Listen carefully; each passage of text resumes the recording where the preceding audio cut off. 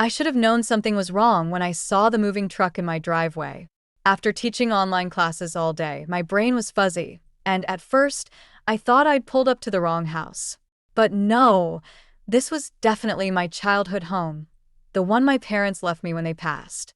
And that was definitely my husband Owen directing two burly movers who were hauling a familiar-looking leather recliner through my front door. My name is Lila, and this is the story of how my in-laws destroyed my marriage. Owen, I called out, stepping carefully around boxes scattered across the front lawn. What's going on? He turned, and I caught that guilty look I'd seen more often lately. Before he could answer, my mother-in-law Celeste appeared in the doorway, clipboard in hand like she was directing a military operation. Lila, dear, we thought you'd be home earlier. The movers are charging by the hour, so we had to start without you. My stomach dropped. Start what, exactly? Owen didn't tell you? Celeste's perfectly plucked eyebrows rose. We're moving in. Temporarily, of course. Just until we sort out our situation. I looked at Owen, who suddenly found his shoes fascinating. Inside, I could hear his father Walter shouting directions about where to put his precious recliner. No, I said, my voice surprisingly steady. Owen didn't mention anything about this. Well, it was rather last minute, Celeste said, waving her hand dismissively. But family helps family, right? And this house is certainly big enough. The house I'd grown up in. The house my parents had worked their whole lives to pay off. The house that was supposed to be my sanctuary. Owen, I said quietly, we need to talk. Now. He finally met my eyes, and I saw something there that scared me more than the moving truck or his mother's clipboard or all the boxes littering my lawn. I saw defeat. Honey, he started, I can explain everything. But as I watched another box labeled family photos being carried into my home, I had a sinking feeling that nothing he could say would make this right. 2 weeks into our new, temporary living arrangement, I found myself hiding in my home office, desperately trying to teach my online literature class while Celeste's voice carried through the walls. She was reorganizing my kitchen. Again. Really, Owen, she was saying, I don't understand how Lila manages anything in this chaos. When I was a young wife, I muted my microphone and pressed my forehead against the cool desk surface. My students' faces blinked at me from the screen, waiting for my response about Shakespeare's sonnets. Love's not love which alters when it alteration finds. The irony wasn't lost on me.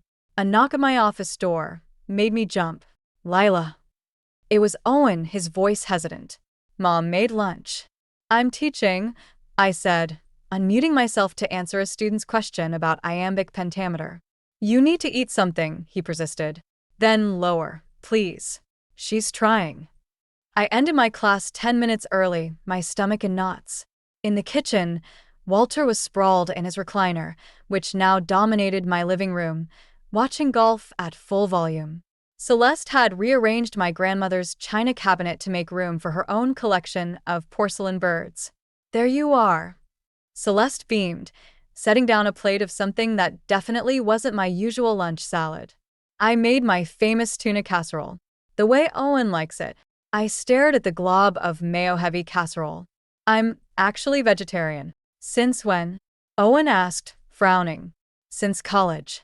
10 years. We'd been married for 5. I've never eaten tuna casserole. An uncomfortable silence fell. Walter's golf game blared in the background.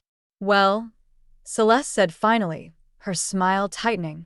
I suppose I'll have to teach you my recipes properly. A wife should know her husband's favorites. I caught Owen's pleading look and felt something snap inside me. I need some air, I said, grabbing my keys. But lunch, Celeste started. I'll grab something on my way to meet Tessa. I wasn't actually meeting Tessa, but they didn't need to know that. As I backed out of the driveway, I saw Owen watching from the window, his expression unreadable. The man I married was disappearing, and I wasn't sure how much longer I could pretend everything was fine. I wasn't meant to hear their conversation. It was late, and I'd fallen asleep grading papers in my office. The voices drifting up from the kitchen woke me. Owen and his parents, thinking they were alone. She's making good money with that online teaching thing, Walter was saying. More than you ever did at the firm, son. My hand froze on the doorknob. Through the crack, I could see their shadows moving across the hallway wall. That's not the point, Dad, Owen snapped. I can't keep lying to her about the severance running out. Or about your mortgage. The floor seemed to tilt beneath my feet. Mortgage? What mortgage? Well, we can't exactly go back home now, can we? Celeste's voice had lost its usual sugary tone. The bank made that perfectly clear. And your father's medical bills. I know, Mom. I know. Owen sounded defeated. But Lila's parents left her this house. It's all she has left of them. And we're all she has left now, Celeste said firmly. We're family. Besides, if she sold this place, we could all start fresh somewhere more practical. My vision blurred. The severance had run out? They'd lost their house? And now they wanted mine? She'll never agree to sell, Owen said. Then don't ask her. Walter's voice was matter-of-fact. Just tell her it's the only way. She'll come around. These modern women always do when it comes to family. I backed away from the door, bumping into the wall. A framed photo crashed to the floor, my parents on their last anniversary, smiling in front of the house they'd worked so hard to own. Lila. Owen called up. Is that you? I didn't answer. Instead, I grabbed my phone and keys, slipping out the back door like a thief in my own home. The night air hit my face as I started my car, my hands shaking on the wheel. Hey, Tessa answered on the first ring. What's wrong? Everything, I whispered, pulling out of the driveway. I need somewhere to stay tonight. And maybe a lawyer. After 3 days at Tessa's, I returned home to find Owen waiting on the porch steps. The morning sun cast long shadows across his unshaven face, making him look older, more desperate. You weren't answering your phone, he said. Funny how that feels, isn't it? Being left in the dark. I moved past him to unlock the door. The house was quiet, his parents must have been out. I can explain everything. Like how your severance ran out months ago. Or how your parents lost their house. I turned to face him. Or maybe you'd like to explain the plan to sell my home? He flinched. You heard. I heard enough. I walked into the kitchen, where Celeste had rearranged everything again. Even the coffee maker was in a different spot. What I don't understand is why you didn't just tell me the truth. Because I was ashamed. His voice cracked. I lost my job, my parents lost everything, and I couldn't fix it. So, you decided to fix it with my inheritance instead? A key turned in the front door. Celeste bustled in with grocery bags, stopping short when she saw me. Lila, you're back. We were so worried. Were you? I asked quietly. Or were you worried your plan was falling apart? Her smile faltered. I don't know what you mean. I think you do. I pulled out my phone, showing them the email I'd received that morning. A real estate agent called. Apparently, someone's been inquiring about listing this house. Using my name. Owen went pale. Celeste dropped her grocery bags. I didn't. Owen started. Don't. I held up my hand. Just don't. I've already called a lawyer. This house isn't for sale. And you all need to find somewhere else to live. But we're family, Celeste whispered, her mask finally cracking. We have nowhere else to go. You should have thought of that before you tried to steal my home. I headed for the stairs, then paused. You have 2 weeks. After that, I'm changing the locks. Behind me, I heard Owen call my name, but for the first time since this nightmare began, I didn't turn around. The day before their 2-week deadline, I found the papers in Owen's desk drawer while looking for our tax returns. Real estate listings, property valuations, and a draft contract for the sale of my house, dated 3 months before his parents moved in. This wasn't desperation. This was premeditated. My hands shook as I spread the documents across our bed that Owen hadn't slept in for days, choosing instead to camp out on the couch downstairs. Each page told a different part of the same ugly story. They'd been planning this for months. What are you doing? I turned to find Celeste in the doorway, her usual perfect posture slightly wilted. For once, she looked her age. Funny, I said, holding up the contract. I was about to ask you the same thing. Her eyes darted to the papers, then back to me. You don't understand. Actually, I understand perfectly. The foreclosure notice was from 6 months ago. Owen's severance ended 4 months ago. And this contract. I waved it at her. This is dated before you ever stepped foot in my house. We were desperate, she whispered. You were calculating. I stood up, suddenly furious. You didn't just lose everything, you gambled it away. I found the casino statements too. Color drained from her face. Walter needed something to do after retirement. Stop lying. My voice cracked. Just stop. You used Owen's guilt to manipulate him, and then you both used him to get to me. To get to my house. Footsteps thundered up the stairs. Owen appeared behind his mother, face ashen. Lila, please. I want you all out by tomorrow. I grabbed my keys and phone. And Owen? I want a divorce. You can't just throw us out. Celeste's voice had found its old steel. We have rights. I laughed, a harsh sound that surprised even me. Rights? Like the right to forge my signature on real estate documents? Should we ask my lawyer about those rights? As I walked past them, Owen grabbed my arm. Where are you going? I jerked away. To file a restraining order. And when I come back, you better be gone. When I returned with the restraining order, they were still there. Not only were they still there, but they'd invited their lawyer, a sleek man in an expensive suit who sat at my kitchen table like he owned it. My kitchen table, where my parents used to help me with homework. Mrs. Hartman, he said, please sit down. It's MS. Collins now. I corrected, reverting to my maiden name. And this is my house. That's actually what we need to discuss. He slid a document across the table. Your husband has informed me about certain financial arrangements. Owen wouldn't meet my eyes. Celeste sat ramrod straight, her hand on Walter's arm. For once, even Walter wasn't watching TV. What arrangements? My voice sounded distant in my own ears. The money you borrowed from your in-laws last year, the lawyer said smoothly. Quite a substantial sum. I never borrowed.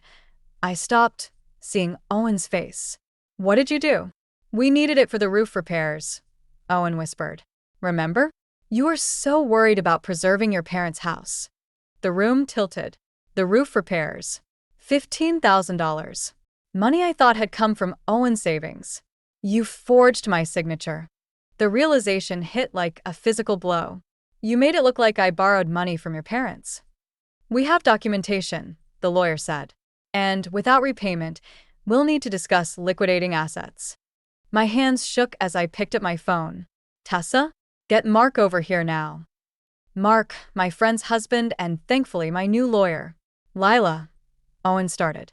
Don't. I backed away from the table. Don't say another word. Celeste finally spoke. We didn't want it to come to this, dear. But family has to stick together. I looked around my kitchen, my mother's curtains, my father's old clock on the wall, generations of memories they were trying to steal. You're right, I said quietly. Families should stick together. But you're not my family anymore. I walked out of my own kitchen, leaving them with their lawyer and their lies. In my parents' garden, I finally let myself cry, wondering how I'd ever find my way back from this betrayal. Mark's evidence was devastating. Not just the forged loan documents, but emails between Owen and Celeste plotting to pressure me into selling. Bank statements showing Walter's gambling debts. Even a draft listing agreement for my house, dated before they'd lost theirs. I sat in my living room, watching them absorb the truth they couldn't deny anymore. Owen had gone pale, Celeste's perfect posture had crumpled, and Walter, for once, wasn't pretending to watch TV. Fraud charges, Mark said quietly. Forgery. Conspiracy. Unless we reach an agreement today. You wouldn't, Owen whispered. Not to your own family. My family. I stood up, surprising myself with how steady my voice was.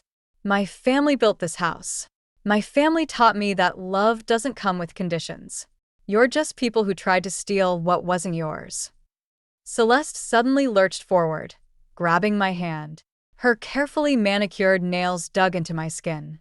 We were desperate, she said, her voice breaking. Everything we had, Everything we'd built, it was all falling apart. Walter's gambling, Owen's job. I couldn't let my family end up on the street. So, you decided to put me there instead? I thought. She released my hand, tears smearing her perfect makeup. I thought if we could just get you to understand, to help us. By lying? By forging documents? By trying to steal my home? We're sorry, Owen said. We'll make it right. I looked at him, really looked at him, and saw a stranger. No, I said. You won't, but you will leave. Mark slid the agreement across the coffee table. Sign this, and MS. Collins won't press charges. You have 24 hours to vacate the premises. As they signed, one by one, I felt something shift inside me. Not victory, not even relief. Just clarity. Lila, Celeste said as they gathered their things. I truly am sorry. I met her eyes. I believe you are. Sorry you got caught. After they left, I sat in my quiet house, running my fingers over the familiar scratch in my mother's coffee table. For the first time in months, I could breathe. Sometimes I realized forgiveness isn't about making peace with others, it's about making peace with yourself. 6 months after the divorce, I found myself repainting my home office. The wall color Celeste had chosen, a suffocating beige, was finally being replaced with the deep blue my mother had always loved. Tessa helped, though she spent more time getting paint in her hair than on the walls. Owen called me yesterday, she said casually, too casually. I kept painting, steady strokes up and down. And he's in therapy. Got a new job in Seattle. She paused. Asked how you were doing. I hope you told him I'm fantastic. I stepped back to examine our work. Because I am. My online teaching had expanded into a full virtual academy. Turns out, losing everything you thought you had makes you brave enough to build something new. There's something else, Tessa said, reaching into her pocket. This came to the office for you. A letter. Celeste's elegant handwriting on the envelope. I don't want it, I said automatically. Maybe you do. Tessa set it on my desk. Maybe you need it. Later that night, after Tessa left, I sat in my father's old reading chair and opened the letter. No manipulation this time, no carefully crafted lies. Just raw truth about addiction, about fear, about a woman watching her husband gamble away their future, and a son trying desperately to fix everything. The last line caught me off guard. I'm not asking for forgiveness. I'm just hoping you'll understand that sometimes people do terrible things for love, even when that love is wrong. I folded the letter and looked around my house, with its fresh paint and old memories. The home my parents built, the one I'd fought to keep. In the end, I realized this wasn't just about property or betrayal. It was about understanding the difference between love that builds and love that destroys. I didn't respond to Celeste's letter. Some bridges stay burned. But I kept it tucked away in my mother's old jewelry box. A reminder that strength isn't just about fighting back. Sometimes it's about knowing when to let go. Besides, I had a house to finish painting. And this time, every color would be mine to choose.